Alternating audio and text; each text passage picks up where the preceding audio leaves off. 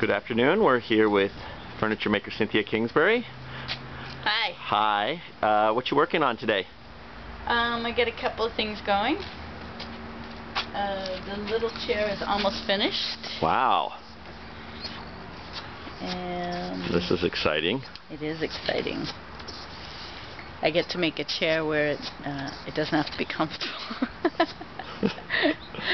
But it gets to be beautiful. So in this chair you're using all 4 major materials that you work with in different chairs, not usually together. That's true. That wasn't intentional, but it's true that they're all there. This is driftwood, a driftwood plank, okay. two driftwood pieces of wood. This is maple that's from Trinity County, and it's been oiled with a linseed oil. The blonde wood up here is peeled Douglas fir. And if you look on this end, you see how it looks with the bark on. Douglas fir, that's just sort of ordinary mountain wood you see everywhere? Evergreen. It's an evergreen used for lumber usually. It grows very straight, very fast. And it looks just stunning when it's peeled. And of course manzanita, the burgundy, is always beautiful. That is really sinuous. Yeah. Now, is that attached, the back part, yet? Actually, it's not attached yet. It's holding itself on, but I'm about to give it a little more stability. But it's doing very well. Can you take it off and show us? Sure. Okay.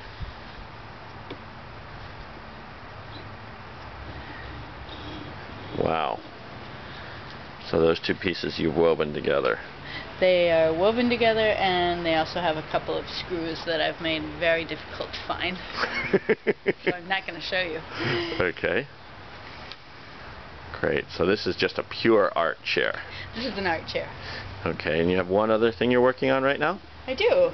The maple bar stool is almost finished. Wow. Tell us a little bit about this one. This one just needs a little sanding and then an oil finish, linseed oil, non-toxic finish. The maples that grow on our land, I don't find their shape very interesting. So what I do is I want to use the part that I do think is interesting, which is this branching off look. So that's where the design comes with the maple. I have to use what I have. So with driftwood, there's more direction from the piece because the pieces have so much personality. But with the maple, it's a little more on me too.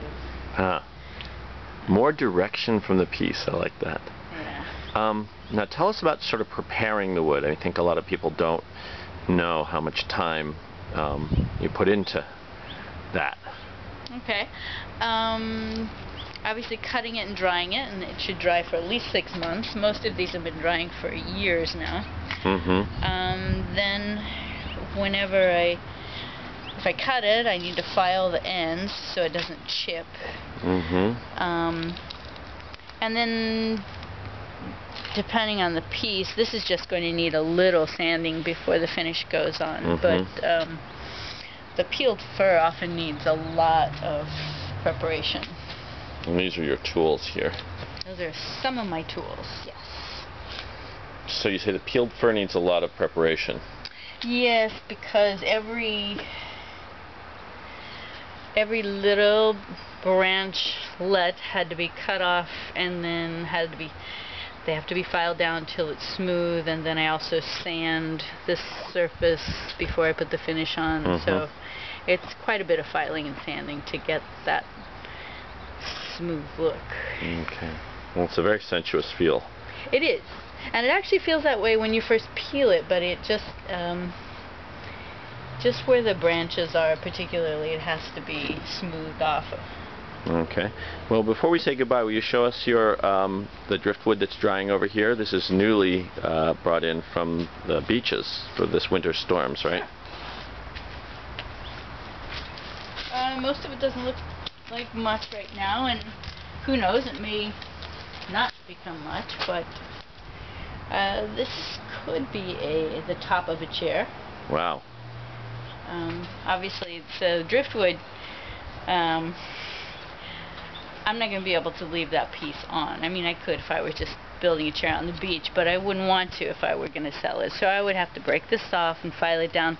So keeping the general shape that the ocean has left, and but then filing it down, so or breaking off pieces that are too weak to sustain.